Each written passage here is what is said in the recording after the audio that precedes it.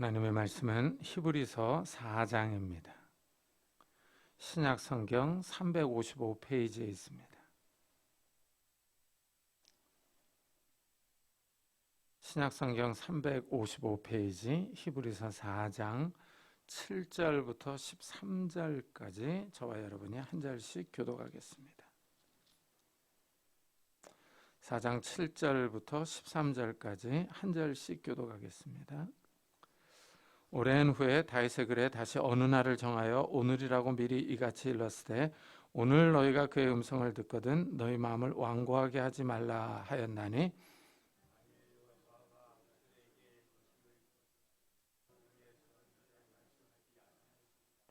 그런즉 안식할 때가 하나님의 백성에게 남아 있도다.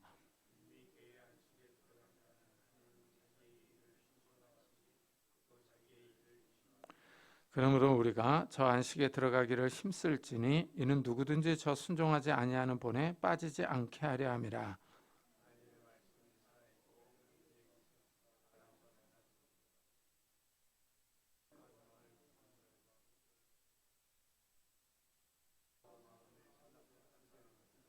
다 같이 지으신 것이 하나도 그 앞에 나타나지 않음이 없고 우리의 결산을 받으실 이에 눈앞에 만물이 벌거벗은 것 같이 드러나느니라. 아멘. 몸살로 몸이 아파서 병원에 가면은 의사가 약을 처방해 주면서 일단 쉬라고 합니다. 휴식이 치료 방법 가운데 하나입니다. 휴식은 무한 경쟁 시대를 살아가는 현대인들에게 꼭 필요합니다. 사람들이 노동과 경쟁에서 스트레스를 받습니다. 이래서 현대인들은 이 노동의 스트레스에서 벗어나 자연에서 살고 싶어 합니다. 어디론가 멀리 떠나버리고 싶어 합니다.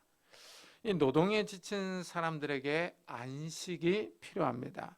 오늘 말씀은 우리에게 안식이 필요하다고 말합니다. 진정한 쉼, 안식이 우리에게 남아있다고 말합니다. 그런즉 안식할 때가 하나님의 백성에게 남아있도다.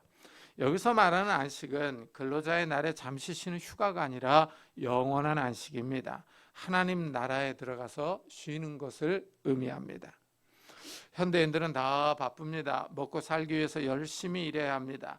사람들의 삶을 보면은 하나님의 말씀이 살아있다는 실감이 듭니다. 하나님이 아담에게 선악과를 따먹지 말라고 하셨습니다. 그러나 아담이 이 말씀을 어기고 선악과를 따먹었습니다. 그러자 하나님이 중한 노동을 벌로 주십니다. 땅은 너로 말미암아 저주를 받고 너는 내 평생에 수고하여야 그 소산을 먹으리라. 내가 흙으로 돌아갈 때까지 얼굴에 땀을 흘려야 먹을 것을 먹으리니 하십니다. 아담의 죄로 땅이 저주를 받아서 소산을 적게 줍니다. 사람은 이마에 땀을 흘리며 일해야 먹고 살 수 있습니다. 노동의 강도가 심해진 겁니다. 이 말씀 한마디에 모든 사람이 힘들게 일합니다. 수고하지 않으면, 일하지 않으면 먹고 살 수가 없습니다. 또한 사람은 노동하면서 많은 일을 겪습니다. 슬픔, 눈물, 성취감, 기쁨이 있습니다. 노동이 주는 피곤과 스트레스가 있습니다. 그런데 노동할 날도 금방 지나가 버립니다. 인생이 아주 짧습니다. 힘들다, 쉬고 싶다 하면서 일을 하는데 은퇴할 때가 금방 다가와 버립니다. 사람들이 열심히 일합니다. 일에 성과가 있으면 좋습니다. 성취감과 보상이 있습니다. 삶의 윤택함이 있습니다. 그러나 일에 성과가 없으면 공허합니다. 열심히 일했는데 손에 쥐는 것이 없습니다. 이러면 허탈합니다. 좌절감과 경제적인 어려움이 옵니다. 미래에 대한 불안감이 밀려오며 내가 이 일을 계속해야 하나 하는 회의가 듭니다.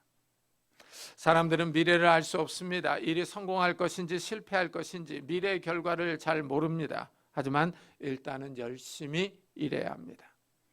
그런데 몸은 또한 한계가 있습니다. 열심히 일하면 몸에 무리가 옵니다. 몸이 아프고 병듭니다. 몸이 고장나지 않도록 잘 쉬는 것이 일에서 필요합니다. 하나님이 일주일에 하루를 쉬라고 정해놓으신 이유입니다. 사람은 이 땅에서 열심히 일하다가 죽습니다. 그런데 죽은 후가 또 문제입니다. 죽은 후에 심판이 있기 때문입니다. 죽은 후에 하나님의 안식에 들어가는 사람이 있는가 하면은 들어가지 못하는 사람이 있습니다. 안식에 들어가는 사람들은 하나님이 그의 일을 쉬신 것 같이 일을 쉽니다. 그러나 하나님의 안식에 들어가지 못하는 사람들이 있습니다. 이 사람들은 영원한 저주와 심판을 받습니다. 이것이 무섭습니다. 오늘 말씀은 안식할 때가 남아 있다고 말합니다.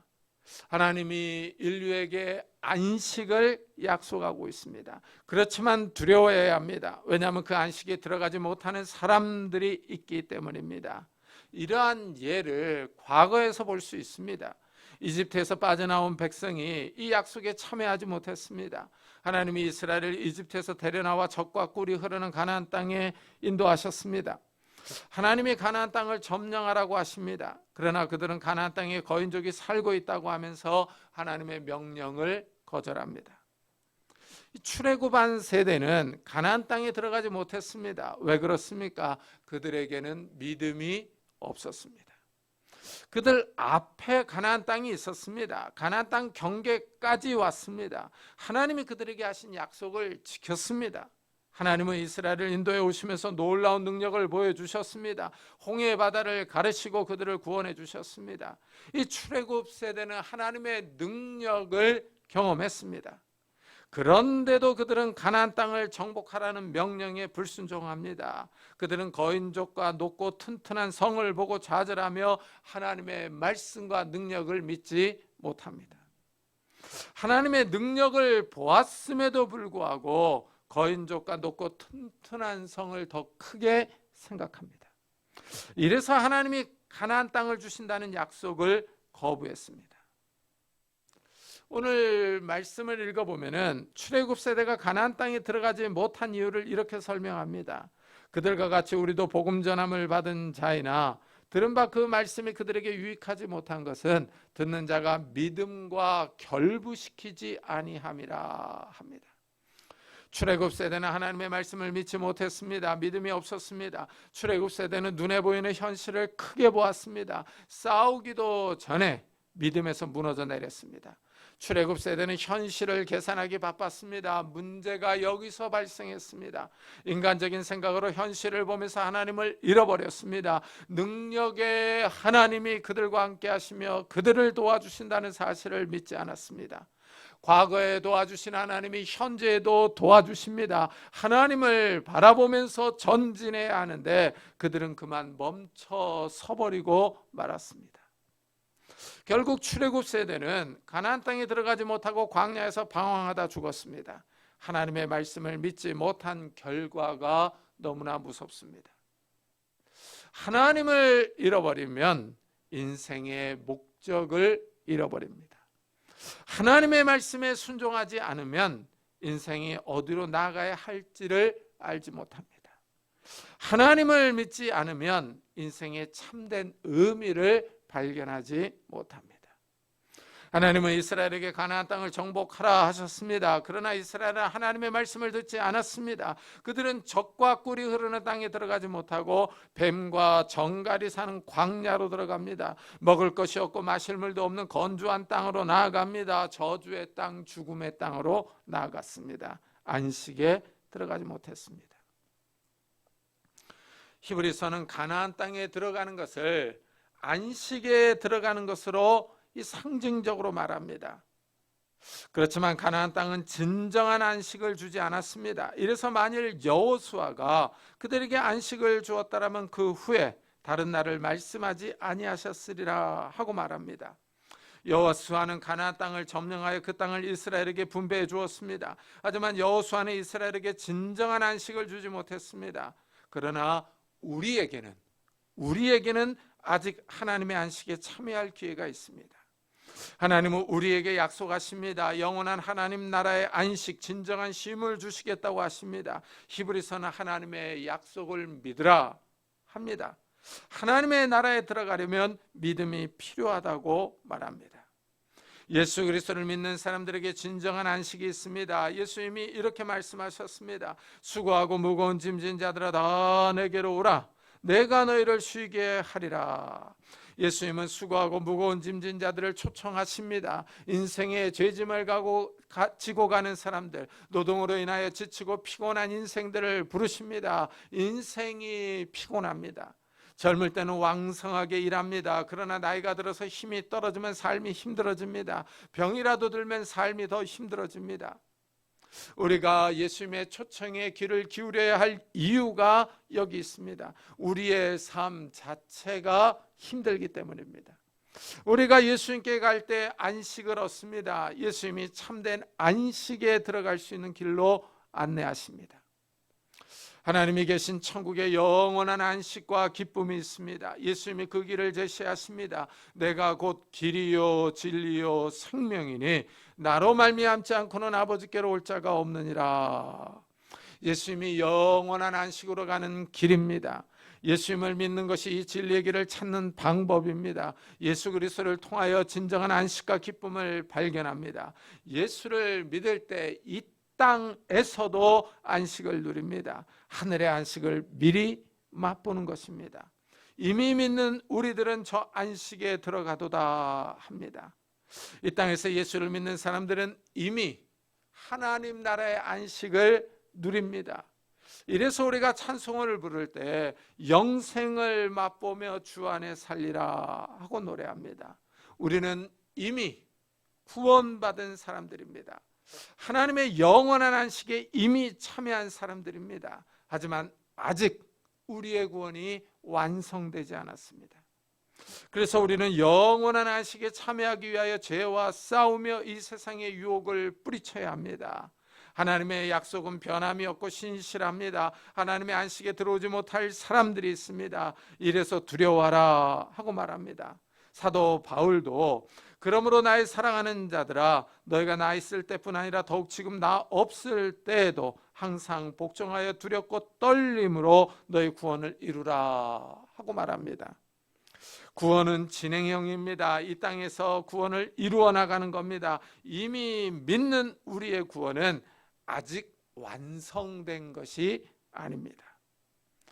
구원이 완성된 것이 아니라 지금 진행 중입니다. 이미 구원받았지만 아직 구원이 완성되지 않았습니다. 구원을 이루어가야 합니다. 이래서 두려운 마음으로 죄와 싸우며 하나님의 안식에 들어가기를 힘써야 합니다. 이 교회 다니는 많은 사람이 착각하는 것이 있습니다. 믿기만 하면 된다는 것입니다. 아무렇게나 살면서 믿기만 하면 구원받는다고 착각하는 사람들이 있습니다. 계속 죄 가운데 거하면서 믿음을 가졌다고 생각합니다. 방탕하게 살며 옛 습관을 버리지 못합니다. 그러면서 구원받았다고 합니다. 그러나 이것은 자신을 속이는 겁니다. 하나님을 진실하게 믿으면 죄에 거할 수가 없습니다. 죄악을 버리고 예수님께 나와야 합니다. 믿음의 삶의 열매가 있어야 합니다. 야고보 사도는 말로만 믿는 사람들에게 경고합니다. 너희는 말씀을 행하는 자가 되고 듣기만 하여 자신을 속이는 자가 되지 말라. 누구든지 말씀을 듣고 행하지 아니하면 그는 거울로 자기의 생긴 얼굴을 보는 사람과 같아서 제 자신을 보고 가서 그 모습이 어떠했는지를 곧 잊어버리거니와 합니다. 이 말씀이 재밌습니다. 사람들은 거울로 매일 자기 얼굴을 봅니다. 하지만 하루 종일 자기 얼굴의 생김새만 기억하는 사람은 없습니다. 곧 자기 얼굴을 잊어버립니다. 이와 같은 사람은 하나님의 말씀을 듣고 행하지 않는 사람입니다. 하나님의 말씀을 듣기만 하고 행하지 않는 사람은 자신을 속이는 사람입니다. 히브리서는 하나님의 안식에 들어갈 약속이 우리에게 남아 있다고 합니다. 이제 우리가 해야 할 일은 그 안식에 들어가기 위하여 노력해야 합니다. 예수님은 우리에게 천국은 침노를 당하나니 침노하는 자는 빼앗느니라 하십니다. 천국에 침노하라고 하십니다. 예수님의 말씀에 믿음으로 반응하는 사람들이 천국을 침입하는 사람들입니다. 하나님의 약속을 믿는 사람들입니다. 믿음으로 천국에 침노하는 겁니다. 이 말씀은 우리에게 적극성을 요구합니다. 하나님의 말씀에 믿음으로 반응하라는 것입니다. 하나님의 말씀을 듣는 사람들은 믿음으로 받아들여야 합니다. 이래야 하나님의 말씀이 유익합니다. 하나님의 말씀이 살아서 역사합니다. 하나님의 능력이 우리 삶의 모든 영역에서 나타납니다. 하나님의 말씀을 믿음으로 받아들일 때 하나님이 역사하십니다. 히브리서는 특별히 이렇게 말합니다.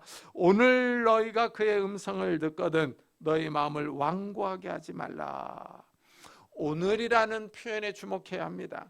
하나님의 말씀을 듣는 시점을 말합니다. 하나님의 말씀을 들을 때 조심하라는 겁니다. 하나님 말씀 앞에서 마음을 완고하게 하지 말라고, 고집부리지 말라고 권면합니다. 오늘이라는 표현이 흥미롭습니다. 왜냐하면 오늘은 늘 오늘이기 때문입니다. 하나님의 말씀은 현재성이 있습니다. 우리가 오늘 하나님의 말씀을 듣습니다. 하나님의 말씀을 들을 때 우리의 마음을 점검해 보아야 합니다.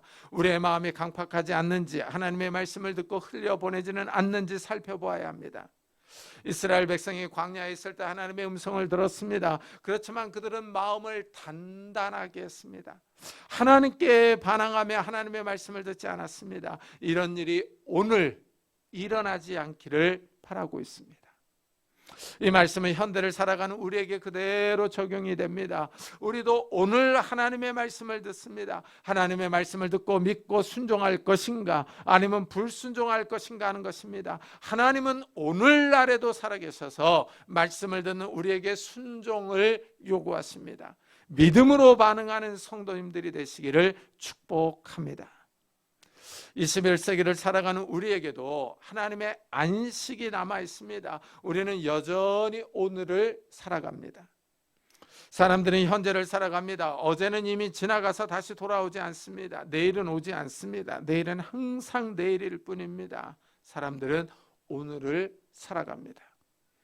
우리는 현재 이 순간을 살아갑니다. 현재의 삶을 잘 살아가는 사람들이 현명한 사람들입니다. 히브리서는 오늘 하나님의 음성을 들을 때 불순종하지 말라고 합니다. 우리가 오늘 주의 말씀을 듣습니다. 오늘 말씀을 인정하고 살아가는 것이 중요합니다. 오늘 하나님의 안식에 들어가려고 노력해야 합니다. 그러므로 우리가 저 안식에 들어가기를 힘쓸지니 이는 누구든지 저 순종하지 아니하는 본에 빠지지 않게 하려 함이라 합니다. 힘을 쓰라고 말합니다. 우리가 돈을 버는데 우리의 힘을 사용하는 것과 같이 하나님의 안식에 들어가기 위해서 힘을 쓰라고 권면합니다. 최선을 다하라는 의미입니다. 우리는 돈을 벌기 위해서 아침부터 저녁까지 힘을 씁니다. 어떻게 하면 수입을 더 높일 수 있을까 하고 연구하고 고민합니다. 그런데 우리 성도님들은 하나님의 안식에 들어가려고 어떤 노력을 하고 계십니까? 한 번이라도 더 하나님의 말씀을 들으려고 노력하십니까? 한 번이라도 더 예배에 참석하려고 노력하십니까? 혹시 우리는 하나님의 안식에 들어가는 것을 너무나 당연하게 생각하고 있지는 않습니까? 하나님의 안식에 들어가는 것을 자동으로 여기고 있지는 않습니까? 하나님의 백성에게 아직 하나님의 안식에 들어갈 약속이 남아 있습니다. 이 안식은 좋은 해변에 앉아서 맛있는 과일을 먹으며 누리는 휴가가 아닙니다. 영원한 하나님의 나라, 천국에서 쉬는 겁니다. 나뿐 아니라 아직 믿지 않는 가족 식구들, 형제 자매들, 부모님들을 위해서 기도해야 할 이유가 바로 여기 있습니다. 이 박물관이 살아있다라는 영화가 있습니다. 밤이 되면 박제된 사람들이 다시 살아나서 움직입니다. 짐승들도 살아나서 활개치며 돌아다닙니다. 박물관에 전시된 사람들과 짐승들은 다 죽어있는 상태입니다. 그런데 밤이 되면 살아 움직입니다. 아이들의 상상력을 자극하는 흥미로운 영화입니다. 성도들은 주일에 성경책을 들고 옵니다. 성경에는 하나님의 말씀이 기록되어 있습니다. 글로 하나님의 뜻이 표현되어 있습니다. 그런 생명이 없는 종이에 인쇄되어 있습니다. 그런데 오늘 말씀에 하나님의 말씀은 살아있고 활력이 있다고 말합니다. 성경책에 기록되어 있는 말씀이 살아 움직인다고 말하고 있습니다. 이 표현이 아주 흥미롭습니다. 살아있는 것은 움직이며 활동하기 때문입니다. 성경책에 기록되어 있는 하나님의 말씀이 움직이며 활동한다고 합니다. 하나님의 말씀은 박제된 것이 아니라는 선언입니다. 하나님의 말씀은 죽은 것이 아닙니다. 하나님의 말씀이 살아있습니다. 이 살아있다는 말씀은 안식과 관련해서 읽을 수 있습니다. 히브리서는 하나님의 안식에 들어갈 약속이 남아있다고 말했습니다. 이 약속이 아직 유효하다는 겁니다. 이 말씀을 듣는 모든 사람에게 하나님의 안식이 아직 열려 있습니다. 아직 들어갈 자리가 있습니다. 그렇지만 이 안식에 들어가지 못하는 사람들이 있습니다. 이래서 두려워하라 하고 경고합니다. 하나님이 가나안 땅을 주실 것을 약속했습니다. 출애굽 세대 사람들의 가나안 땅 경계까지 왔습니다. 그러나 출애굽한 사람들은 그 약속을 믿지 않았습니다. 이래서 출애굽 세대는 가나안 땅에 들어가지 못하고 광야를 방랑했습니다. 그러나 여호수아와 갈렙, 출애굽 후 세대는 젖과 꿀이 흐르는 가나안 땅에 들어갔습니다. 하나님의 약속이 어떤 사람에게는 이루어졌고 어떤 사람에게는 이루어지지 않았습니다. 이들의 차이점은 하나님의 약속을 대하는 태도에 있었습니다. 출애굽 세대는 하나님의 약속을 믿지 않았습니다. 그러나 여호수아와 갈렙은 하나님의 약속을 믿고 순종했습니다. 말씀을 믿을 것이냐 하는 태도가 이들의 운명을 갈라놓았습니다. 예수님이 고향 나사렛 회당에서 가르치십니다. 권위 있는 가르침을 들은 동네 사람들이 놀랍니다. 예수님을 향하여 이 사람이 목수의 아들이 아니냐 하면서 예수님을 무시합니다. 예수님이 가르치는 말씀을 받아들이지 않습니다. 이 사람의 이 모든 것이 어디서 났느냐 하면서 고향 사람들이 예수님을 배척하며 믿지 않습니다. 목수의 아들이 가르치는 것은 권위가 없다는 의미입니다. 교육을 받은 랍비가 아니라는 것입니다. 고향 사람들은 예수님이 어디에서 왔는지 그 기원을 안다고 말하며 예수님의 말을 믿지 않습니다. 그러자 예수님이 그곳에서 능력을 행하지 않습니다. 그들이 믿지 않음으로 말미암아 거기서 많은 능력을 행하지 아니하시니라. 이 사건이 우리에게 귀한 교훈을 줍니다. 우리가 하나님의 말씀에 어떻게 반응할 것이냐 하는 겁니다. 우리의 태도를 돌아보게 하는 말씀입니다. 우리가 하나님의 말씀에 대하여 믿음으로 반응할 때 예수님이 능력을 베푸신다는 사실을 배울 수 있습니다. 하나님이 우리의 태도를 보십니다. 우리가 믿음으로 반응할 때 말씀이 살아 역사합니다. 하나님의 말씀에 우리의 믿음을 더할 때 하나님의 말씀은 박제된 말씀이 아니라 살아 움직이는 말씀으로 우리에게 다가옵니다. 우리의 환경을 변화시키며 우리를 도와줍니다. 어떻습니까? 우리 성도님들은 하나님의 말씀이 살아있는 것을 체험하고 계십니까? 기독교는 살아있는 종교입니다. 박제된 종교가 아닙니다. 이론과 논리만을 말하지 않습니다. 철학책이나 사상을 말하는 종교가 아닙니다. 하나님이 살아계시며 하나님의 말씀이 내 삶에 역사하는 것을 경험할 수 있습니다. 하나님이 내 삶에 다가오십니다. 나의 삶에 왜 하나님의 말씀이 나타나지 않습니까? 내가 하나님의 말씀에 믿음으로 반응하지 않기 때문입니다. 하나님의 말씀을 아멘하고 받아들이며 믿고 기도하며 나아갈 때 하나님은 우리의 삶에서 활동하십니다. 이스라엘 앞에서 높은 여리고 성이 무너졌던 것처럼 깊은 홍해가 갈라졌던 것과 같은 기적이 나타납니다. 하나님은 박제된 분이 아닙니다. 죽은 분이 아닙니다. 어떤 이론과 철학 사상이 아닙니다. 하나님이 살아계셔서 인격적으로 나에게 다가오십니다. 나의 기도를 들으시며 나의 삶을 돌아보십니다. 나의 기도에 응답하셔서 나를 도와주십니다. 나의 삶에서 역사하신 하나님을 경험할 때 그 믿음이 살아있습니다. 말로만 믿는 것이 아닙니다. 하나님의 말씀은 살아있고 활력이 있어 좌우의 날선 어떤 것보다도 예리하여 혼과 영과 및 관절과 골수를 찔러 쪼개기까지 하며 또 마음의 생각과 뜻을 판단하나니 하고 말합니다. 하나님의 말씀이 사람의 모든 것을 알고 있습니다. 하나님이 사람의 영혼과 생각과 뜻을 알고 있습니다. 마음 깊은 곳에 있는 생각을 보고 계십니다. 이래서 하나님의 말씀을 영혼의 거울이라고 부릅니다. 사람들은 거울로 자신의 얼굴과 모습을 봅니다. 길을 가다가도 쇼 윈도우에 비치는 자신의 전신 모습을 보기도 합니다. 거울은 외적인 모습을 보여줍니다. 만일 사람의 내면을 볼 수 있는 거울이 있다면 볼만할 것입니다. 우리 마음에 있는 음란, 교만, 악한 생각, 미움, 시기가 다 보일 겁니다. 이 사람의 마음이 아주 더럽고 추잡합니다. 하지만 사람의 영혼, 이 마음을 보여주는 거울은 없습니다. 하나님의 말씀이 사람의 영혼을 보여줍니다. 하나님의 말씀을 읽으면 사람은 자신의 모습을 볼 수 있습니다. 하나님의 말씀에 영혼이 비치기 때문입니다. 하나님의 말씀을 자꾸 읽으면 자신이 죄인이라는 사실을 깨닫습니다. 자신이 부정하고 죄로 오염되어 있고 교만하다는 사실을 알 수 있습니다. 하나님의 말씀을 통해서 영혼의 상태를 볼 수 있습니다. 말씀을 통해서 우리는 하나님을 알아갑니다. 하나님은 진실하며 거룩하며 순결하십니다. 그 거룩하신 하나님 앞에 서 있는 내 모습을 발견합니다. 나 자신이 추하고 더럽다는 것을 깨닫습니다. 음란하고 악하다는 사실을 발견합니다. 말씀이 인간의 상태, 내면의 상태를 보여줍니다. 더 나아가 사람의 영혼을 새롭게 해줍니다. 이래서 다윗은 시편에서 여호와의 율법은 완전하여 영혼을 소송시키며 여호와의 증거는 확실하여 우둔한 자를 지혜롭게 하며 합니다.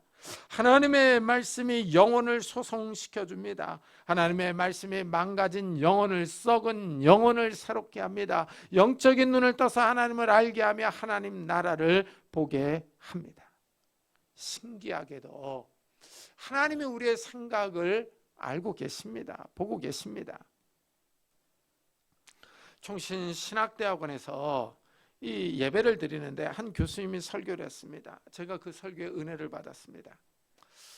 그러면서 이제 그 본문을 보면서 이분은 이렇게 설교를 하는구나. 나 같으면 이 본문을 가지고 어떻게 설교를 할까?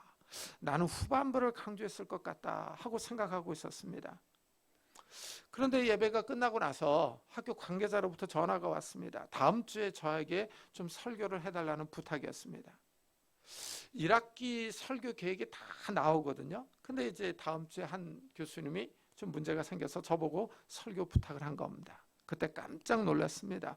하나님이 저의 생각을 다 아시고 그래 그럼 내가 한번 해봐라 이렇게 말씀하시는 것 같았습니다. 그래서 제가 그 본문을 가지고 다시 설교했던 적이 있었습니다. 내가 기도한 것도 아니고 하나님께 해달라고 강구한 것도 아닙니다. 마음속으로 생각만 하고 있었습니다. 그런데 하나님이 그것을 아시고 이루어 주실 때가 있습니다. 이럴 때는 소름이 끼칩니다. 하나님이 살아계시는구나, 내 생각을 다 아시는구나 하는 것을 깨닫습니다. 하나님의 말씀이 살았고 운동력이 있다는 사실을 경험합니다. 이래서 오늘 말씀은 지으신 것이 하나도 그 앞에 나타나지 않음이 없고 우리의 결산을 받으실 이의 눈앞에 만물이 벌거벗은 것 같이 드러나느니라 하고 고백합니다. 하나님 말씀 앞에서 숨겨진 것이 없습니다. 하나님이 세상의 모든 것을 다 아십니다. 하나님이 말씀으로 모든 것을 만드셨으니 모르는 것이 없습니다. 특별히 모든 피조물이 하나님 앞에서 벌거벗은 것 같이 드러납니다. 이 말씀이 무섭습니다. 내 생각이 하나님 앞에서 다 드러납니다. 감출 수가 없습니다. 어떤 때 내가 하나님 앞에서 벌거벗은 모습으로 서 있는 것 같은 느낌이 듭니다. 하나님 앞에서 적나라하게 내 생각이 드러나기 때문입니다. 이렇게 우리가 하나님 앞에 설 때가 있습니다. 하나님이 우리를 심판하실 때가 있습니다. 하나님이 우리의 삶을 결산하실 때입니다. 그때는 정말 벌거벗은 것 같이 하나님 앞에 설 겁니다. 우리가 살면서 했던 생각, 행동, 말 한마디 한마디가 하나님 앞에 다 드러날 것입니다. 하나님이 모든 인류를 심판하실 때가 있습니다. 하나님의 안식에 들어올 자격이 있는지를 보십니다. 아직 우리에게는 안식이 남아 있습니다. 이 하나님의 약속의 말씀을 신뢰하며 살아가는 성도님들이 되시기를 예수 그리스도의 이름으로 축복합니다.